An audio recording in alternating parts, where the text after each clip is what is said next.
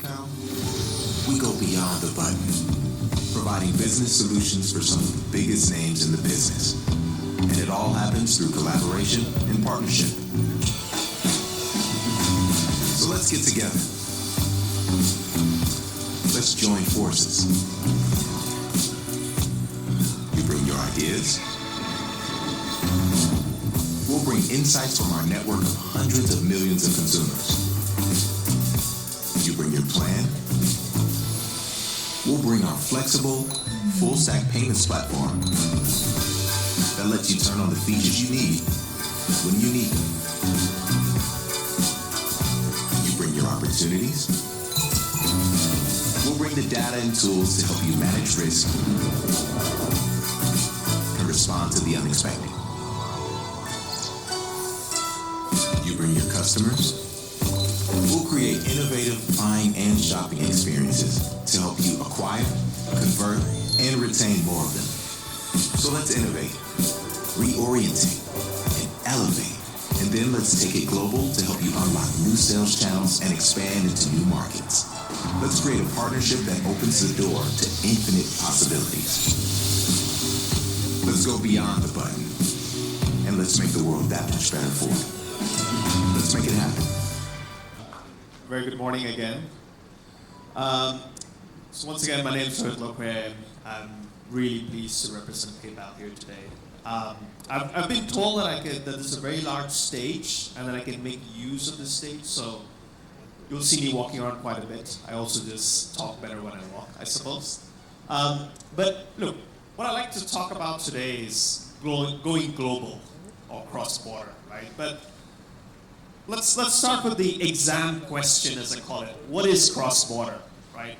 In a simple terms, you'd be like, oh, cross-border is when a buyer and a pair do different markets and the transaction is going across the border, right? But it's much more than that. If you really think about what's the objective, why are people going cross-border? Why do sellers want to go cross-border? Sellers want to go cross-border because they have aspirations, right? So they're saying, look, my business is only in this market.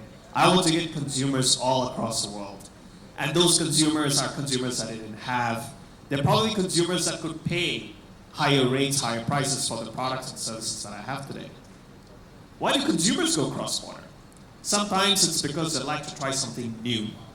Or it could be that you're trying something that you're actually familiar with, and now you're in a different region, in a different market, and you miss home. And so it's no wonder that cross-border e-commerce or B2C e-commerce is one of the largest segments in e-commerce today. It's expected to continue to grow 30% year on year, and that is massive. But it is not that straightforward, right? So let's take a point of view of a consumer, right? So a consumer goes online, researches something, and says, I want to buy this, and they come across a merchant, a .com somewhere, right? A lot of these .coms are clients of yours, right? So they're going to go up and they're going to, the first question that they're asking is, can I trust this merchant? Because this is a brand that they're not seeing. They don't have the familiarity of home with it. So they're asking themselves, can I trust this merchant? What does trust actually mean here? It materializes in a few different things. Payment security. I'm putting in my credit card details. I'm giving a lot of sensitive information here. Can I trust that this information is going to be protected? The way it's protected as, say, if I'm in Europe, then in compliance with GDPR laws, et cetera, can I trust payment security? They're also wondering, am I even going to get the product or service? I'm going to hit send. They're going to tell me, like, hey, it's going to come in 10 to 12 days. Am I going to get it? And when it finally comes, is it going to be as described, as promised? That's not just in goods, it's also in services, where a lot of you guys are in. How many times has a client come out and said, okay, look, this is the scope, and when you deliver it, they say, oh, no, this is not exactly what we said. No, we wanted this, we wanted that, et cetera, et cetera. Trust matters because there's also fear. And of course, at times there's cultural and social expectations on how to do business, on how certain transactions should look like. Some people are worried about their carbon footprint, and they're curious to know what the carbon footprint is going to be for a certain product. They want it localized. They want it to feel familiar. They want to see the currencies that they pay in. They want to see payment methods that they pay in. The Germans like to pay by a bank transfer. The Southeast Asians like to use their local wallets. You know, the Chinese like to use their local wallets, etc., etc. They just want peace of mind. That's what the consumers want. Flip it around and say, what do the merchants want? What do your clients want? The sellers that are building these .coms, right? They just want business. I think JP was talking about it, right? They don't want to talk about e-commerce. They don't want to talk about payments. They just want to do business. And what does that mean? Business means I want to acquire customers. Quite like yourselves, in a way, they just also want to acquire their customers. So that means, how do I build brand trust and credibility?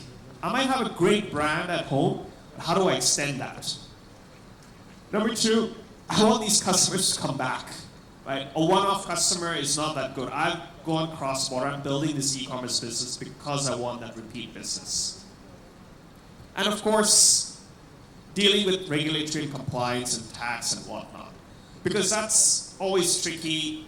No one likes doing their taxes at home, let alone doing taxes in another country and getting all the documentation right, all the forms right, and whatnot. And finally, they don't want to deal with the tech, right? So we're talking about writing good code, right? They don't want to talk about technology. You know, we all love tech, but they don't. They just want to do business, and they hate it when something goes bump at night, right? So you might think, hang on a second, Rohit, this stuff, it's very much relevant for cross-border, but it's also just relevant for all sorts of e-commerce business, domestic included. And the answer is that's correct. These challenges are exacerbated. They're more pressing in cross-border, but it's the same challenges in domestic as well. So even your clients that are in the US, that are in the UK, that have gone from a small, medium brick-and-mortar business, an offline business, to an online business, they're trying to answer the same questions on brand, trust, customer acquisition, and so on. So, great segue to talk about PayPal, right? And why do we believe that we have a right to play it? I've been talking to quite a few yesterday, and I've heard different things about PayPal. Some true, some untrue. I like to believe, but there's a certain question mark on why, and I really want to share that with the community today. And I'll tie it all back at the end on how it's relevant for all of us. But look, we're huge. We are the biggest global wallet that exists. We have more than 400 million consumers. We transact on average 480 million transactions a week. That's how much PayPal processes. That's come as a result of our global two-sided network. We're present in multiple markets. And so what that means is that there's a single partner that you have that can take your business and your client's business global. So let's talk about, again, now the consumer perspective. Right? So we talk about, oh, well, you know, what are the challenges that the consumers have and whatnot. How does PayPal address some of that? We have what we call buyer protection. Right? What does that mean? Let's go back to the story that we're talking about, right?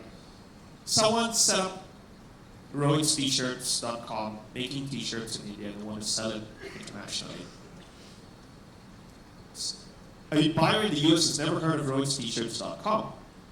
And they're wondering, hey, when I order a large size t-shirt that says it's at such and such dimensions, am I going to get it? When I get it, are the dimensions going to match? Often what will happen is the sale never even happens. So the Rohit's t-shirts never sees it because a customer goes on the website, a potential customer, looks at everything and says, you know what, not worth the risk. I'll just get it from my local dealer or a local brand that I know. How do you solve for that? You solve for that by underwriting the transaction, giving a guarantee. What does that mean? Guarantee means, look, PayPal, we know the buyer, we know the seller. If the transaction is not as promised, if you don't get the goods are not as described or whatever, we'll give your money back. And why are we able to say that? We're able to say that because we know both the buyer and the seller. So when we onboard merchants, we try to understand them deeply. We try to understand their business, we try to understand details on what are being sold. That guarantee is what drives our conversion. It's why people prefer to use PayPal. But of course, that's just one angle, buyer protection.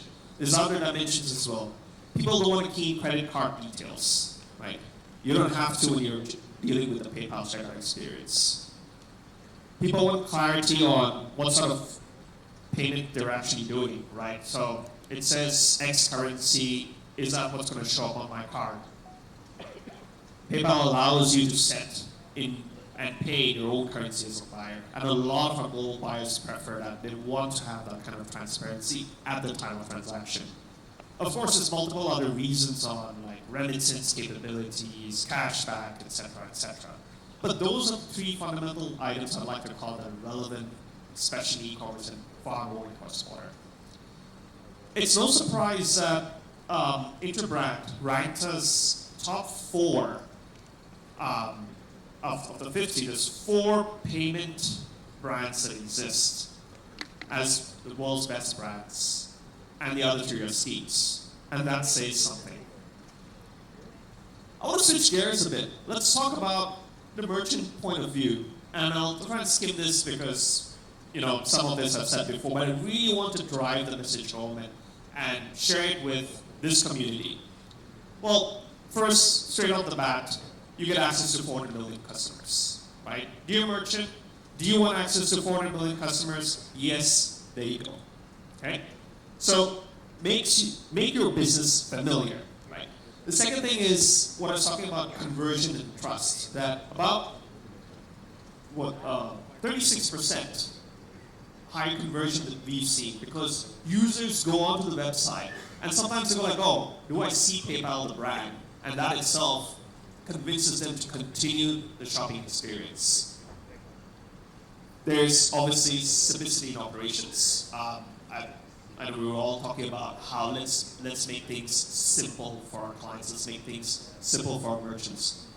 The wallet experience extends to the merchants as well. So you can get set up and you can start to receive funds right away.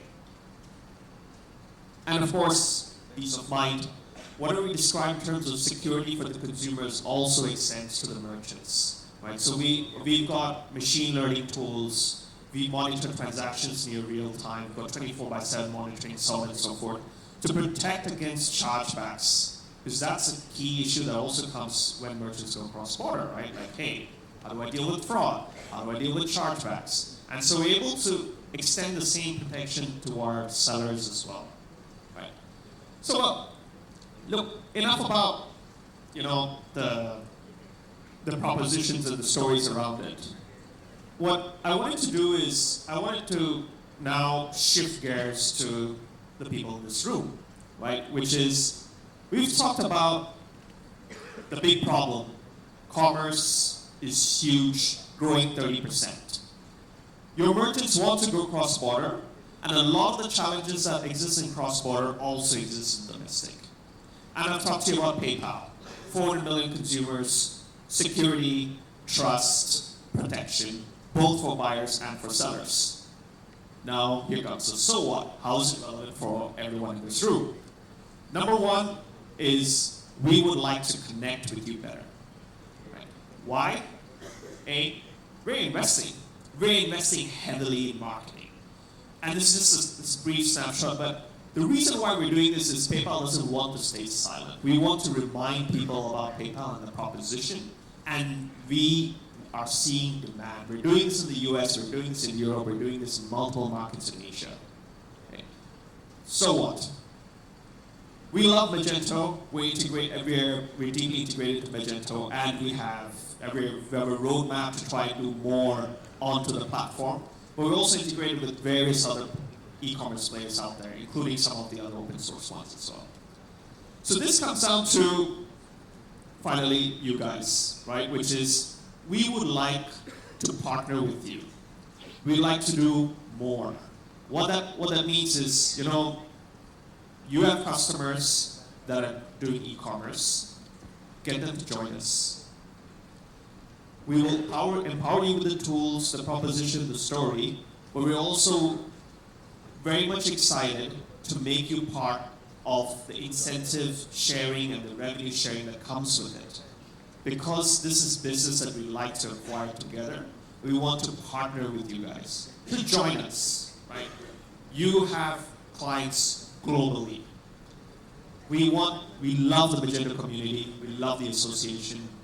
We can just see how tightly knit this is. We want to be part of it. We want you also to join us and collaborate with us. Help us help you serve your clients better. And there's rewards, there's incentives, there's a whole proposition that the team will talk about later.